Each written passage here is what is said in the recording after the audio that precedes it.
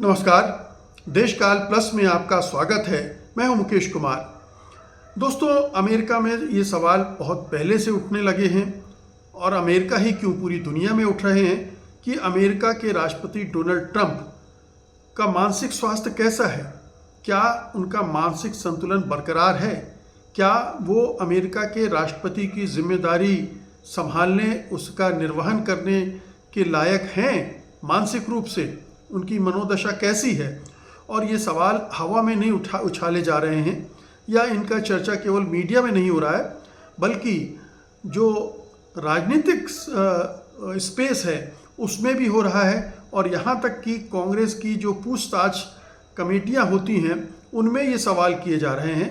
अभी रक्षा मंत्री पीटर हेगसेट से पूछा गया कि क्या डोनाल्ड ट्रंप की मानसिक स्थिति, मानसिक स्वास्थ्य ऐसा है कि वो देश को संभाल सकें, अमेरिका को चला सकें। हेगसेट ने ये सवाल टाल दिया, लेकिन हम सब जानते हैं कि उन्होंने क्यों टाला होगा। और इसके खुद रिपब्लिकन पार्टी के नेता भी मानते हैं कि अब जो कुछ डोनाल्ड ट्रंप कर रहे हैं वो अमेरिका के नुकसान के लिए कर रहे हैं, अमेरिका के पैरों पर कुल्हाड़ी मार रहे हैं। अब देखिए कि इस बीच में उन्होंने बहुत सारे ऐसे बयान दिए, बहुत सारे ऐसे काम किए जो उनके मानसिक संतुलन के बारे में स्पष्ट रूप से कुछ संकेत देते हैं। ताज़ा जो मसला उठ खड़ा हुआ है वो ये है कि उन्होंने यूरोप में जो अपने रक्षा सहयोगी हैं, जो देश नेटो के सदस्य हैं, उनमें से कुछ में जो अमेरिकी सैनिक तैनात हैं उनको हटाने की बात की है। उन्होंने बाकायदा नाम लेते हुए जर्मनी, इटली और स्पेन के बारे में कहा है कि वो उन देशों में तैनात अमेरिकी सैनिकों को हटाने के बारे में विचार कर रहे हैं। अब ये एक बहुत ही ऐसा संकेत है जो पूरे नाटो को हिला रहा है और नाटो के बिखराव की तरफ एक कदम बढ़ा रहा है। क्योंकि हम सब जानते हैं कि नाटो में राष्ट्रपति डोनाल्ड ट्रंप की दिलचस्पी नहीं रह गई है। वो उससे पिंड छुड़ाना चाहते हैं।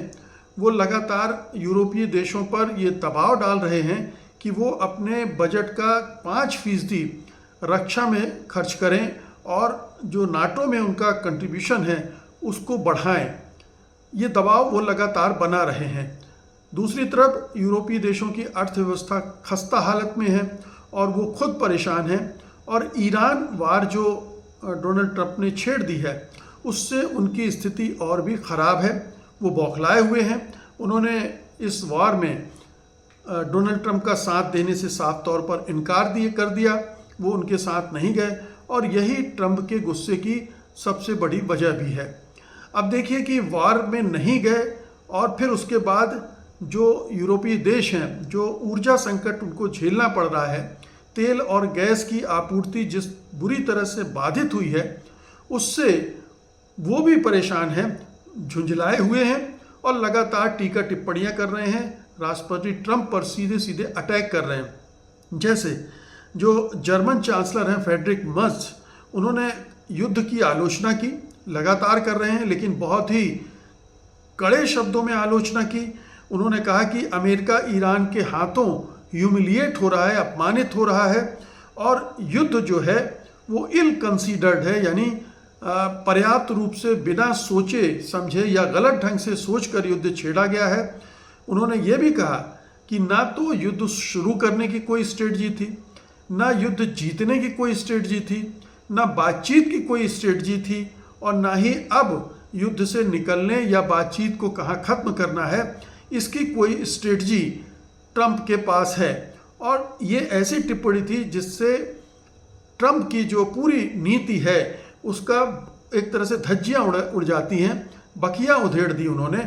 और इससे ट्रंप बुरी तरह से हिल गए और एक आध दिन तो वो उसका जवाब ही नहीं दे पाए। फिर बाद में उन्होंने ज़रूर कहा कि जर्मनी को रूस यूक्रेन युद्ध खत्म करने और जर्मनी की अर्थव्यवस्था सुधारने के लिए ध्यान देना चाहिए।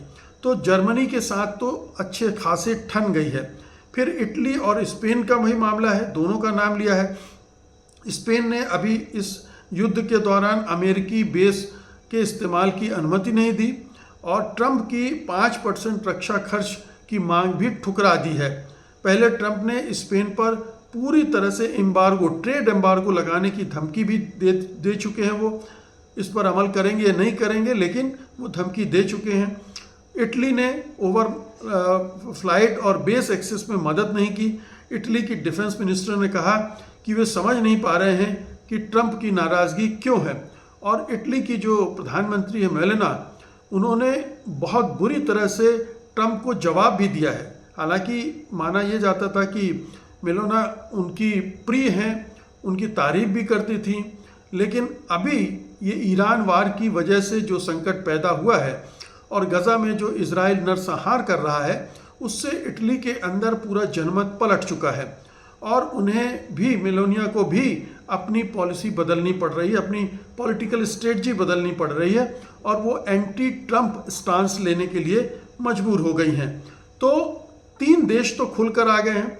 रिपोर्ट्स में यूके, फ्रांस आदि का भी जिक्र है, लेकिन ट्रंप का मुख्य फोकस इन्हीं 3 देशों यानी जर्मनी, इटली और स्पेन पर है।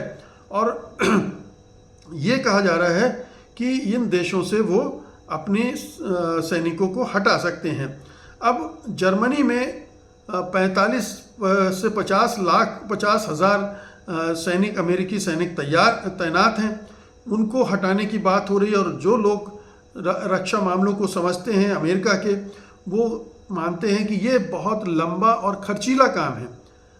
वो इसको सही नहीं मान रहे हैं। पहले भी एक बार कोशिश ट्रंप कर चुके हैं, उन्होंने 12,000 सैनिक हटाने की कोशिश की थी, लेकिन बाद में बाइडेन ने उसे रोक दिया था जब वो लौट कर आए थे। और अब फिर से वो इसको रिपीट कर रहे हैं। इसी तरह से इटली और नाटो, इन दोनों देशों से भी वो हटाकर दूसरे देशों में, जैसे जो सहयोगी देश हैं पोलैंड, रोमानिया, लिथुआनिया, ग्रीस आदि में शिफ्ट करने की बात कर रहे हैं।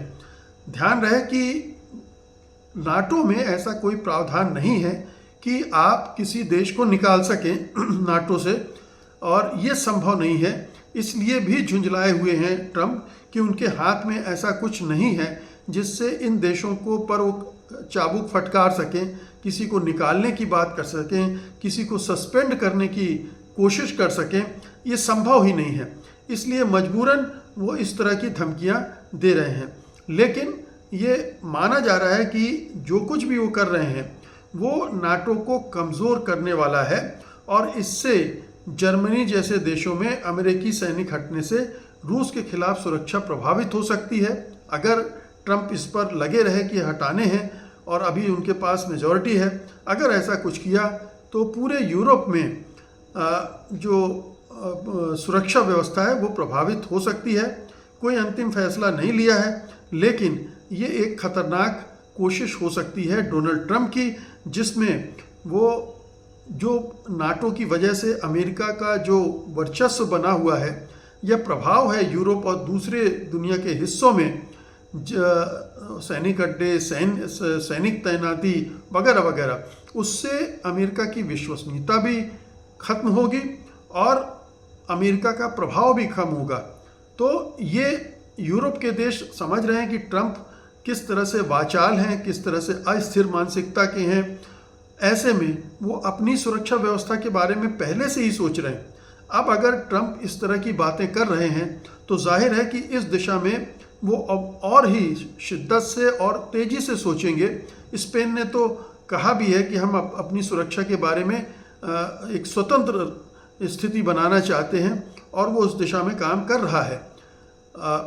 बाकी देश भी मजबूरन इस दिशा में सोचने के लिए विवश हो रहे हैं। यूके, फ्रांस, जर्मनी, ये 3 प्रमुख देश हैं यूरोप के, वो इस दिशा में ऑलरेडी अपने प्रयास शुरू कर चुके हैं।